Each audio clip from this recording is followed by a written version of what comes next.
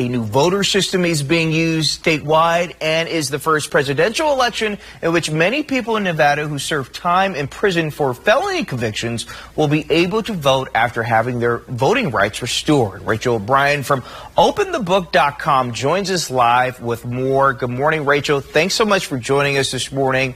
Let's talk about early voting. Is underway here in the state of Nevada, being a key battleground state, but few are talking about the fact that historically felons haven't been able to vote, and now they can. Tell us a little bit more about this. Yeah, so each state has its own law about whether people who serve time for felonies in prison, whether they can vote. So in 2019 in Nevada, former inmates were given their rights to vote back once they were released from prison. Before then, Nevada's laws about who could vote after prison were complex. It depended on how many convictions they had, the type, what year they completed them. So when the law changed in 2019, the state estimated about 77,000 formerly incarcerated people were then eligible to vote. But only a fraction of those people had their voting rights restored in time for the 2020 election. So a tiny portion of people actually voted. So this will be the first year that people can vote in a presidential election when in the past they could not.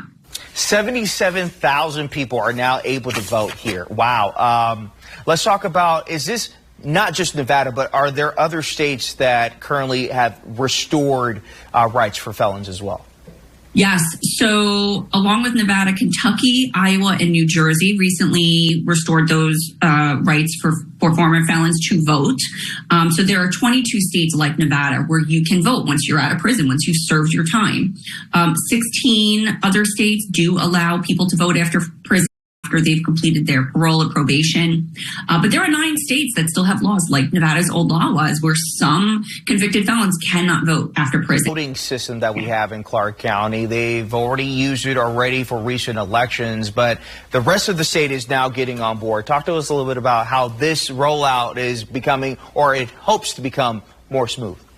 Right. So this is the VREMS system, voter registration and election management system. Like you said, Clark County started using it last year, but this is a presidential election. This is expected to be, the largest turnout type of election, presidential. You also have Senate and congressional races. So this is a centralized system that is sort of, the state describes it as a top-down database. It collects and stores all of the voter registration information from all counties instead of what used to be sort of a bottoms-up system that required the state to put together all of these separate files from each county. And so it costs $30 million to pay for this.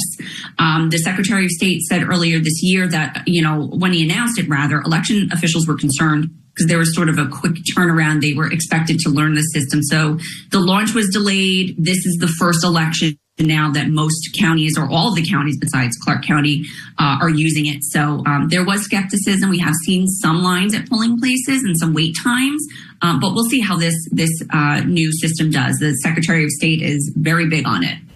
Well, the first time for everything, of course, that doesn't come without some fibs, problems. Rachel O'Brien with OpenTheBook.com. Thank you so much for joining us this morning. We really do appreciate your insight. Thanks for having me.